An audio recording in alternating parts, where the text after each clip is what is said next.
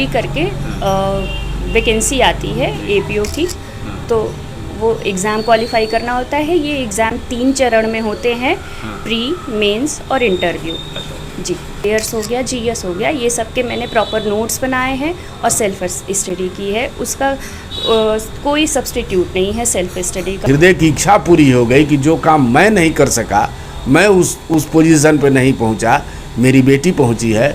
और मेरे ख़ानदान में, मेरे इस मोहम्मदाबाद में ये पहली बेटी है जो सहायक अभियोजन अधिकारी पद क्वालिफाई की है। और मैं आज जनपद गाज़ीपुर की उस शहीदी धरती मोहम्मदाबाद में मौजूद हूँ और ये बताना चाहता हूँ कि मोहम्मदाबाद के अंदर जंग आज़ादी की लहर कहाँ से पैदा हुई थी। तो जिस घर में बैठा हूँ ये वही घर है मुन्नी लाल जी का, जो 1942 में बगल में आपका आर्य समाज मंदिर है जहाँ गोदाम हुआ करता था। और जब गोदाम को लूट लिया गया तो यहीं पे मुन्नी लाल नाम के एक सुनार रहते थे और उनके यहाँ भी एक किराए में टिगल किशोर शर्मा नाम के जंग आज़ादी की सिपाही भी रहा करते थे। और जंग आज़ादी की मोहम्मदाबाद में जितनी मिनटें हुआ करती थी इसी घर के छत के ऊपर हुआ करती थी। और आज इसी घर में मुन्नी लाल जी के पोते चंद्रशेखर वर्मा जो मोहम्मदाबाद न्यायालय में एक अधिवक्ता हैं, जाने माने पहचाने अधिवक्ता है और एक ऐसे अधिवक्ता हैं जिनकी सोच बहुत अच्छी होती है। क्लाइंट्स के साथ में बातें बताते हैं, सुनकर अभाग हो जाता है। आज उसी का नतीजा है कि आज मोहम्मदाबाद की धरती अपने आप को गर्वान्वित महसूस कर रही है क्योंकि अनन्या वर्मा इनकी पुत्री है जो अभियोजन अधिकारी बनी है। इसलिए आज पूरा मोहम्मदाबाद इनकी बेटी को भी सलाम कर रहा है और साथ साथ चंद्रशेखर वर्मा को भी सलाम कर रहा है कि आपने कैसी इस धरती में लाल पैदा किया है जो आज ने कल अभियोजन अधिकारी के बाद इसी धरती की बेटी जज बनेगी तो और मोहम्मदाबाद गर्वान्वित होगा है। और G72 न्यूज़ आज इस बात को बताने के लिए निकला है कि मोहम्मदाबाद क्रांतिकारियों के साथ साथ अब इस धरती की बेटियां और बच्चे अधिकारी बन रहे हैं।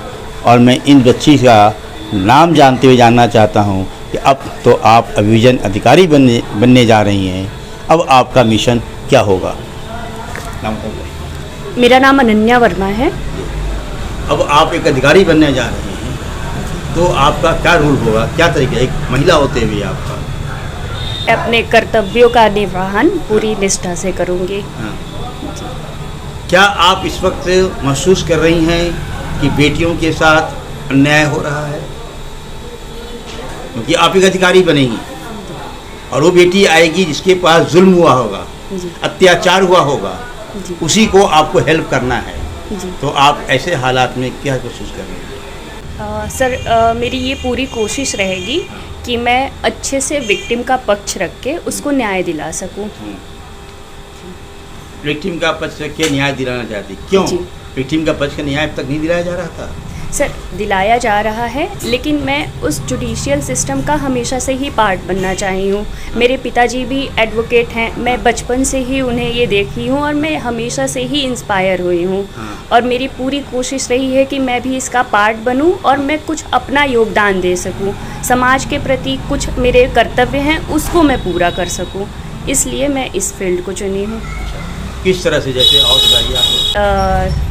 दादाजी भी समाज सेवक रह चुके हैं, डॉक्टर थे, और हमारे परदादा भी फ्रीडम फाइटर रह चुके हैं। तो वहाँ से मैं सुनती हूँ उनकी कहानियाँ या उनके किस्से, तो मैं उनसे इंस्पायर होती रहती हूँ।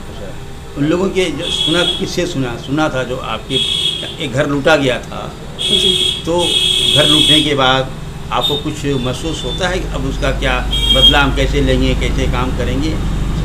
जब घर ये लूटा गया था जी क्रांतिकारियों के होने की वजह से, जी अंग्रेजों द्वारा घर लूटा गया था, जी। तो अब इस देश के लोगों ने कुछ सपना देखा था, उस सपना को क्या पूरा करेंगी आप? जी सर, मैं पूरी कोशिश करूंगी कि मैं उस सपने को पूरा करूं और समाज के राजक तत्वों के प्रति, मतलब उनके अगेंस्ट मैं कठोर से कठोर कार्रवाई करवाना चाहती हूं। ये मुझे बताइए आप कि आपने शिक्षा ग्रहण किया है, कहाँ किया आपने? जी, मैंने 8वीं तक की पढ़ाई मैंने सरस्वती शिशु मंदिर से पूरी की है और उसके बाद 9वीं से 12वीं तक की पढ़ाई मैंने इंटर कॉलेज मोहम्मदाबाद से पूरी की है, जिसका अभिनाम अष्ट शहीद है। और उसके बाद मैंने LLB और LLM की पढ़ाई लखनऊ विश्वविद्यालय से और वर्तमान समय में मैं PhD कर रही हूँ और मैं JRF होल्डर भी हूँ। अच्छा, PhD भी कर रही हैं? जी, तो PhD किस विषय में कर रही हैं आप? मैं PhD कर रही हूँ right to privacy in the era of artificial intelligence. अच्छा, तो बहुत ही शानदार विषय आपका तो है। जी, हाँ, तो आप ये PhD करते वक्त में क्या महसूस कर रही हैं आप इस वक्त? PhD करते हुए मुझे ये लगता है कि अपने आप में ही एक पर्सनैलिटी डेवलपमेंट होता है। जितना हायर एजुकेशन में जाओ, कुछ ना कुछ आपको प्रतिदिन सीखने को ही मिलता है। और साथ ही साथ मैं कॉम्पिटिटिव एग्ज़ाम की तैयारी भी कर रही थी। बस ये लगा कि हाँ, एकेडमिक्स से जुड़े हुए हैं। जी, आपको अपनी बच्चियों को इस मोहम्मदाबाद के लोगों को, क्योंकि यहाँ तक मैं जानता हूँ पूरे मोहम्मदाबाद कस्बे में या आसपास के 10-20 गांव में आप जैसी लड़कियाँ इस पोजीशन में नहीं पहुँची हैं, तो दूसरी बच्चियों को आप किस ढंग से क्या प्रेरणा देना चाहती हैं, कैसे वो शिक्षा ग्रहण करें ताकि वहाँ आपकी तरफ पहुँच सकें? सर, सबसे पहले तो मैं ये कहना चाहूँगी कि परिवार का सहयोग सबसे ज़्यादा महत्वपूर्ण है इसमें। उसके बाद फिर बच्चियों पे आता है कि आप अपनी पढ़ाई, अपने कर्तव्यों का आप ऑनेस्टी के साथ पालन करें। और आप लखनऊ यूनिवर्सिटी से PhD कर रही हैं जी, और मैं ये जानना चाहता हूँ कि जब आप 10वीं कक्षा पढ़ रही थी, 10वीं से 12वीं तक की पढ़ाई किस ढंग से करती थी ताकि आपको देख करके दूसरी बच्चियाँ भी उसी ढंग से पढ़ें? 10वीं से 11वीं, 12वीं तक की 11वीं और 12वीं मैंने ह्यूमैनिटीज़ से करा है। और यहाँ इंटर कॉलेज में मुझे पूरा गुरुजनों का पूरा सहयोग मिला। हमेशा से ही उन्होंने मुझे उत्साहित किया है। पढ़ने का क्या तरीका था आपका? सेल्फ स्टडीज़ ही मैंने करा है। अच्छा जी, सिलेबस से स्टिक रहा है मैंने। और करंट अफेयर्स हो गया, GS हो गया, ये सब के मैंने प्रॉपर नोट्स बनाए हैं और सेल्फ स्टडी की है। उसका कोई सब्स्टिट्यूट नहीं है सेल्फ स्टडी का। जी, यानी सेल्फ स्टडी बहुत महत्वपूर्ण लगता है? जी, बहुत महत्वपूर्ण होता है। हाँ, सेल्फ स्टडी करने का क्या तरीका है ताकि आपको देखने के बाद हमारा ये जो है बच्चियाँ हैं वो किस ढंग से पढ़ें? कुछ तरीका बताएंगे पढ़ने के लिए, सेल्फ स्टडी किस तरह करें? जी, सबसे पहले तो एक डिफाइंड सिलेबस होता है किसी भी एग्ज़ाम का। उसके टॉपिक्स होते हैं, आप उसको थॉरोली पढ़िए। एक स्टैंडर्ड बुक होते हैं, हमारे लॉ में एक्ट्स होते हैं, उसका थॉरो स्टडी ही एकमात्र उपाय है। कोई भी अभी मैं लॉ की बात नहीं कर रहा हूँ, अभी मैं क्लास 10th और क्लास 12 की बात कर रहा हूँ ताकि हमारे बच्चे जो हैं पहले शुरू से इस जो क्षेत्र में मैं रहता हूँ यहाँ के बच्चियाँ उस ढंग से नहीं पढ़ती हैं जिसकी ढंग से वो नाकामयाब होती हैं, क्योंकि आप एक कामयाब छात्रा हैं। तो मैं ये जानना चाहता हूँ आपसे कि 9वीं 10वीं या 12वीं तक ही बहुत बेस होता है विजय। ये बेस अगर बच्चियों को आम मालूम हो जाएगा उस ढंग से पढ़ें, तो मैं ये जानना चाहता हूँ आपके कि उस ढंग में पढ़ने में क्या तरीका था ताकि उनको एक मैसेज दीजिए कि आप इस तरह 9वीं 10वीं 12वीं पढ़ें आप। जी, मैंने रोज़ क्लासेस करा है इंटर कॉलेज में 11वीं और 12वीं में। और जो चीज़ें हमें टीचर्स ने पढ़ाई हैं उसको मैं आके वापस से पढ़ती थी और रिवीज़न में हर हफ्ते करती थी। इस तरह से मैंने अपनी 12वीं की परीक्षा पास की। तो अब 12वीं के बाद आप जब लखनऊ चले गए तो वहाँ पढ़ने का तरीका कैसा रहा? वहाँ सर मेरा पढ़ने का तरीका यही रहा कि मैं क्लासेस करती थी। कुछ चीज़ें पढ़ के भी जाती थी, कुछ चीज़ें टीचर्स जो पढ़ाते थे उसको वापस आके पढ़ती थी, नोट्स बनाती थी, हैंड रिटन नोट्स मेरे रहते थे, उसी को मैंने बार बार रिवाइज़ करा है। कुछ समय के साथ मैंने उसमें अपडेट भी कराया, कुछ जगह छोड़ देती थी मैं कि कुछ अपडेट आया तो उसमें मैं फुलफ़िल कर सकूँ वहाँ पे। हमारे इस क्षेत्र की बच्चियों को क्या संदेश देना चाहती हैं? मैं ये संदेश देना चाहती हूँ कि आपका जिस एरिया में, जिस फील्ड में आपका इंटरेस्ट हो, आप उसे चुनिए और ऑनेस्टी के साथ अपनी पढ़ाई करिए। अभी जो आप जिस पोस्ट पे आप आई हैं, जी, इस पोस्ट पे जाने के लिए आमतौर पर जो बच्चे, दूसरी बच्ची जो सुन रही है हमारी, देखेगी, जी। वो कैसे तैयारी करे और क्या किस ढंग से काम करे? इस फील्ड में जाने के लिए मिनिमम योग्यता होती है LLB की। जी हाँ। जी, LLB करके वैकेंसी आती है APO की, तो वो एग्ज़ाम क्वालिफाई करना होता है। ये एग्ज़ाम 3 चरण में होते हैं, प्री, मेंस और इंटरव्यू। अच्छा, जी तो प्री में पेपर्स कितने होते हैं? जी, प्री में 1 पेपर होते हैं जिसमें 2 पार्ट होते हैं। अच्छा। एक GS का होता है, दूसरा लॉ का होता है। अच्छा, जी, उसके बाद मेंस होता है। मेंस में 4 पेपर होते हैं। एक GS में आपका स्टैटिक जीके और करंट अफेयर्स होते हैं। दूसरा पेपर होता है हिंदी का, और ये कंपलसरी पेपर हैं सारे। तीसरा और चौथा होता है लॉ का। लॉ में भी मेनली क्रिमिनल लॉ होते हैं, प्रोसीजरल होते हैं। जी, ये 4 पेपर होते हैं। उसके बाद आता है इंटरव्यू 50 मार्क्स के होते हैं। अच्छा, जी, तीनों चरण पास करने इंटरव्यू होते में हैं। किन किन बातों में ज़्यादा पूछा जाता है? इंटरव्यू में मुझसे जो पूछा गया वो स्पेशली विमेन और चिल्ड्रन से रिलेटेड थे। उनसे रिलेटेड लॉज थे, जैसे पॉक्सो हो गया। जी, ये सब पे फोकस किया गया था। और साथ ही साथ मुझसे मेरी मतलब पर्सनैलिटी टेस्ट में काफ़ी कुछ सिचुएशनल बातें पूछी गई, जैसे कि आप प्रोसिक्यूटर बन जाते हो तो उसमें आप क्या करोगे, ठीक, और उसके अलावा भी आप क्या करोगे, ऐसे सिचुएशनल क्वेश्चंस थे मेरे से पूछे गए थे। अच्छा, उनको जवाब देते समय आपने कुछ फील किया, महसूस किया?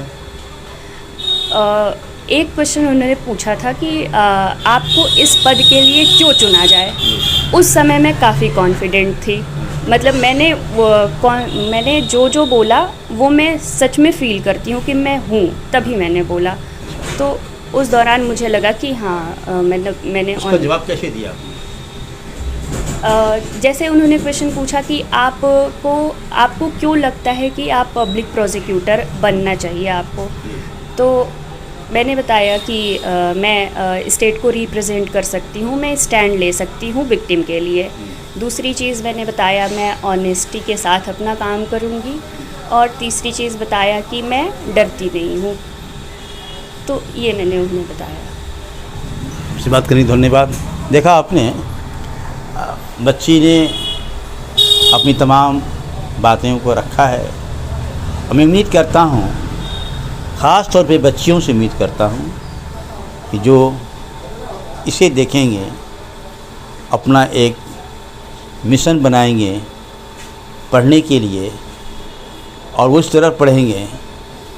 बच्ची ने साफ लफ्ज़ों में कहा, अपनी टेक्स्ट बुक को आप बहुत थ्रोली पढ़ें। टेक्स्ट बुक को खूब पढ़ेंगे तो यकीनन आप कामयाब होंगे। E72 न्यूज़ यही आपसे अपील करता है कि आप बिना टेक्स्ट बुक को खूब पढ़िए, पढ़ करके कामयाब हो सकते हैं।